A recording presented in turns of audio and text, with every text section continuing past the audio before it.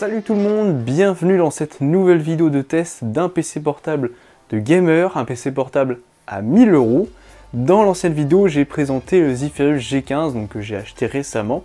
Et cette fois-ci, je vais te parler du PC de mon pote Yohan que tu as déjà vu dans d'autres vidéos. Il s'est procuré un nouveau PC, donc le Delta 15 de chez MSI. C'est un PC qui est full AMD. Donc comme tu as vu sur le Zephyrus G15, il y avait un processeur AMD qui était moins cher que le M16 qui avait Intel et Nvidia. Et celui-ci, la particularité, c'est qu'il a que du processeur AMD et une carte graphique dédiée AMD. Donc autant te dire que juste comme ça, le prix réduit fortement. Et c'est un PC qui, à l'heure actuelle, a été acheté à moins de 1000 €, donc lors d'une promotion. Et tu vas voir que normalement, tu pourrais le retrouver à ce prix-là, voire moins cher, s'il baisse encore. Mais je pense pas que ça va être un peu compliqué de trouver moins cher. Et autant te dire que pour ce prix-là, c'est très intéressant. On va parler du design de l'ordinateur. C'est un PC qui a un look gamer, mais assez minimaliste. Donc c'est quelque chose qui va un petit peu comme le Zephyrus, même encore mieux d'ailleurs. Très basique, on est sur du plastique gris, il n'y a qu'une seule couleur. Donc là, il n'y aura pas trop le choix. Et la finition, les finitions, c'est du MSI, c'est très premium, hein, franchement. C'est pas du PC ultra premium, donc qu'on se le dise, mais pour le prix, c'est très bien. Franchement, le design, je le trouve très joli. Il y a un petit look gamer, mais pas trop non plus. Même quand on l'ouvre, on se dit, bon, à part le logo MSI qui est très agressif, tout le reste est quand même très soft.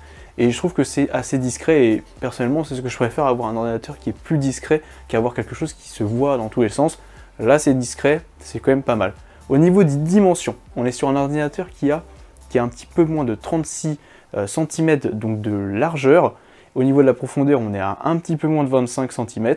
Donc jusqu'à là, c'est un PC 15 pouces, assez classique en 2022. On a une épaisseur de 19 mm, donc c'est un PC très fin. Et là, tu vas me dire très fin, oula, ça va chauffer. On va en reparler juste après. Et au niveau du poids, on est sur un PC de 1,9 kg. Donc 1,9 kg, autant te dire que c'est très léger. Vu la config, c'est quand même pas mal. Donc au niveau du transport, franchement, rien à redire. C'est un PC qui est très fin, qui est très carré, donc ça va être très simple à transporter. On a une alimentation de 240 watts. Malheureusement, on ne peut pas utiliser autre chose que 240 watts, c'est uniquement la ligne fournie avec, qui est quand même assez lourde, donc à prendre en compte. Pour les connectiques, c'est pas super complet, on est sur quelque chose de, entre guillemets, basique. On va avoir donc le côté gauche, le port d'alimentation, un port USB de type C, donc classique, pas d'alimentation, pas de DisplayPort, voilà, 3.2 Gen 2, 10 Go, un port USB de type A, 5 Go, une entrée-sortie micro-casque 3.5, classique. Le côté droit, on a un port HDMI 2.0, donc 4K 60 Hz, un deuxième port USB type C, mais cette fois-ci il est DisplayPort 1.4, donc on peut brancher un écran, mais malheureusement, il n'est toujours pas Power Delivery, donc on ne peut pas charger l'ordinateur en USB-C. Un petit peu dommage. Et un second USB type A, donc on a un peu des deux côtés, c'est un peu équilibré. Et ça sera tout en termes de connectique. Donc il manque, à mon sens, un port carte micro SD ou carte SD, même carte SD tout court. Il manque du Power Delivery en USB type C, mais dans ces prix-là, c'est classique, on ne trouve pas beaucoup mieux, voire pas mieux tout court. Bon, maintenant, quand tu ouvres l'ordinateur, eh ben, tu arrives sur cet écran qui est un écran Full HD 240 Hz. Il existe aussi une version 144 Hz que je n'ai pas trouvé. Je pense qu'ils mettent quasiment que du 240 Hz en France. Mais en tout cas, donc dalle Full HD 240 Hz, LCD IPS. Au niveau des certifications de couleur, on est sur du 100% sRGB. Donc c'est pas du DCI-P3 mais 100% sRGB, c'est très bien. Ça permet déjà de faire de l'étalonnage vidéo et aussi de la retouche photo au niveau de la colorimétrie. C'est déjà très bien. C'est pas incroyable, mais on peut déjà faire quelque chose de vraiment très propre. On n'aura pas les meilleures couleurs qui existent, mais pour ce prix-là, c'est impeccable. Au niveau de la luminosité, on est sur du 300 nits et au niveau du temps de latence, c'est pas vraiment marqué. On est environ dans les 3-5 millisecondes à peu près. Donc au niveau de l'écran, franchement, c'est pas mal du tout. Clairement, dans ce prix-là, vous n'aurez pas mieux, surtout que le 100% sRGB, c'est parfait. On peut déjà faire beaucoup de choses. Je dirais le point négatif, c'est la luminosité, mais clairement, dans ces prix-là, tu ne trouveras pas mieux. Juste en dessous, on va avoir une grille. Au niveau, c'est une grille qui permet de ventiler l'ordinateur. Donc voilà, au niveau de la sortie ventilation, on a 4 sorties, 4 entrées, donc 2 en dessous et 2 au-dessus, ce qui est plutôt pas mal, ça ventile plutôt bien. Le PC reste entre guillemets silencieux quand on fait pas grand chose, mais dès qu'on va jouer évidemment ça va pas mal chauffer. Je te conseille d'avoir comme ici un système de refroidisseur pour ventiler en plus, ou juste le surlever, déjà ça gagne beaucoup. Le clavier, c'est un clavier donc de chez MSI, c'est pas du SteelSeries comme les hauts de gamme. C'est un clavier qui a une seule zone de RGB, donc qu'on change à travers le logiciel MSI Center. Voilà, on peut changer, il y a quelques modes, c'est plutôt pas mal. Le clavier en lui-même est plutôt bon, les touches sont plutôt grosses, donc ça c'est quand même agréable. Pas de pavé numérique évidemment, c'est un 15 pouces, mais le clavier est franchement pas mal, pas grand chose à redire. Juste en dessous on a un trackpad pour le coup, qui à mon sens est un point négatif, parce que déjà il est pas très grand, bon si avec ça, ça serait pas très grave, mais au niveau du clic, il est affreux, c'est n'importe quoi, je te laisse écouter ça. Donc le trackpad, au niveau de la précision, c'est très bien, il n'y a pas grand chose à le dire, c'est juste qu'il est petit, donc c'est pas ouf. Et le clic, il est affreux, c'est horrible, franchement je clique pas avec ça, je tapote parce que sinon le clic, il est horrible. Ça fait pas du tout premium, voilà, le trackpad, bon, c'était secondaire. Au niveau du son, la qualité est clairement pas folle. C'est un PC gamer entrée de gamme, le son a été mis de côté, là ça se voit tout de suite. Le son est correct pour de la voix, il n'est pas très puissant, et dès que tu vas commencer à avoir des détails dans une musique par exemple, tout de suite ça va saturer, donc le son on laisse de côté, tu as une prise jack qui marche très bien, ou tu connectes en Bluetooth, ça marche très bien, reste comme ça. Juste au-dessus de l'écran, tu as une petite webcam 720p 30 images par seconde, il n'y a pas de Windows Hello, c'est un petit peu dommage.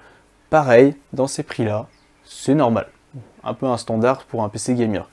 La caméra en elle-même est correcte, ça passe très bien pour des visios assez basiques. Tu peux évidemment prendre autre chose, mais pour un truc comme ça, moi j'accepte, je valide.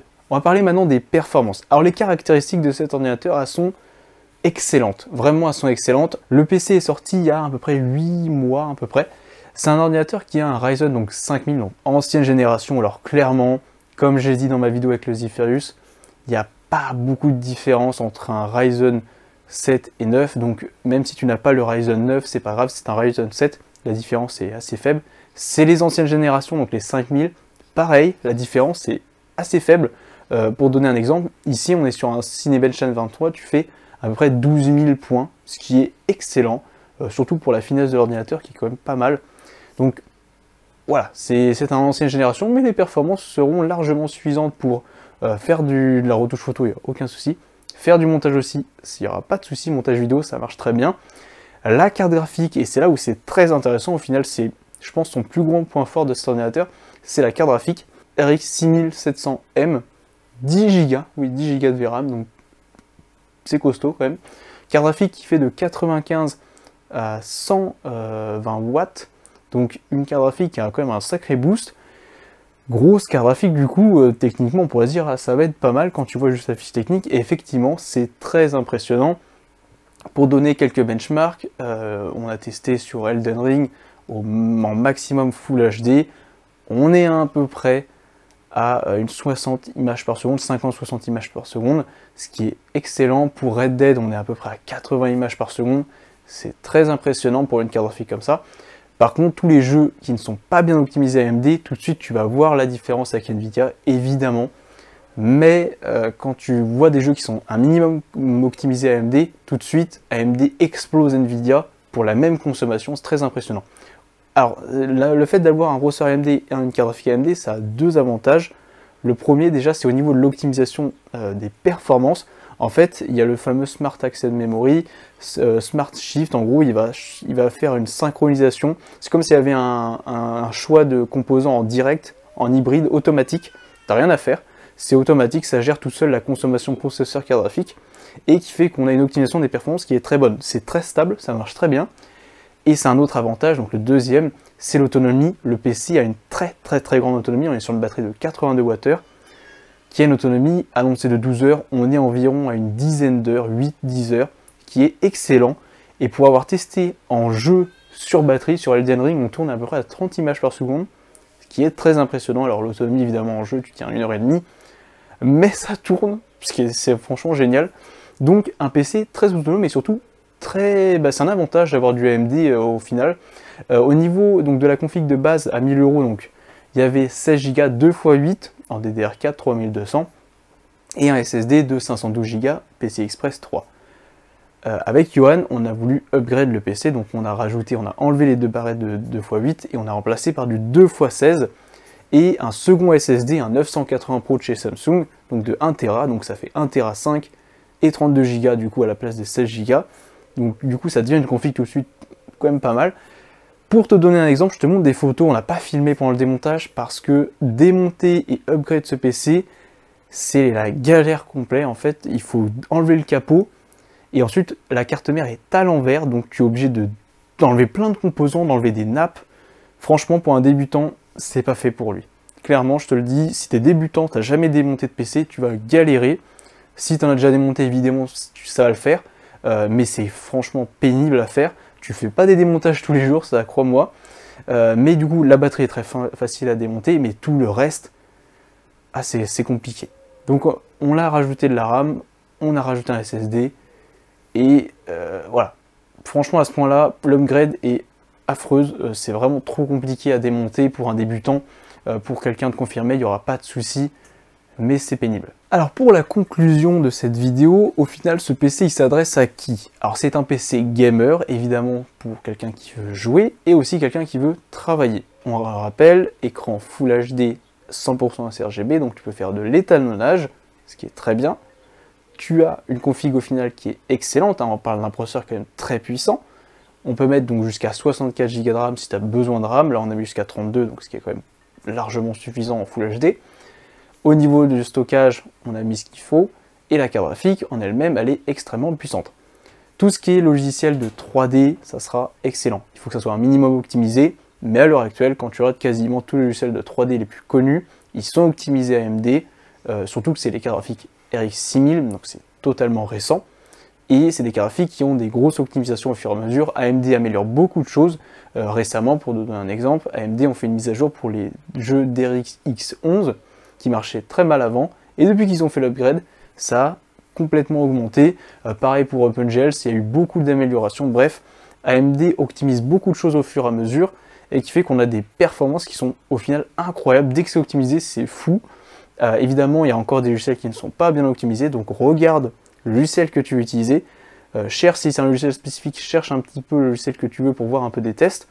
Et si c'est un minimum optimisé, ça vaut le coup. En termes d'autonomie, pareil, si tu veux le transporter avec toi, c'est très bien. Et dans les points négatifs, le son, évidemment, dans ces prix-là, c'est normal. Le trackpad qui est assez mauvais.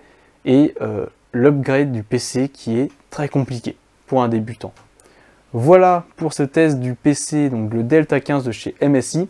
Au final, excellent PC, donc comme j'ai dit, à 1000 €, hein, ce qui est un très bon prix. Donc tout de suite, voilà, je t'avais fait présenter le Asus ZeFire G15, si tu veux aller la voir d'ailleurs, si tu l'as pas vu, qui était à 2000 €, et avec mon upgrade, on est à plus de 2000, avec mon upgrade, on est à plus de 2000 €. Et là, on passe à un prix déjà beaucoup plus accessible. Donc voilà, moi je te dis à la prochaine vidéo, salut!